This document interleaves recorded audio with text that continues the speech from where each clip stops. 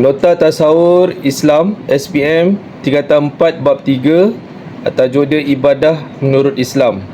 Okay, cara mudah untuk mengingat kepentingan ibadah. Yang pertama, lafaz syahadah. Okey, lafaz syahadah, syahadah kita ingat huruf S, syarat utama sebagai mukmin. Okey, yang kedua, solat. Solat kita ingat huruf S, solat berjemaah. Dengan solat berjemaah dapat meningkatkan hubungan baik dengan masyarakat Islam yang lain. Okey, yang ketiga, puasa. Puasa kita ingat huruf P, pencernaan. Dengan puasa dapat merehatkan sistem pencernaan. Okey, yang keempat adalah bekerja.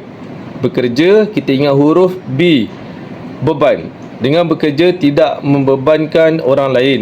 Dan yang terakhir adalah belajar. Belajar kita ingat huruf B, bangsa. Dengan belajar kita dapat membangunkan agama dan bangsa.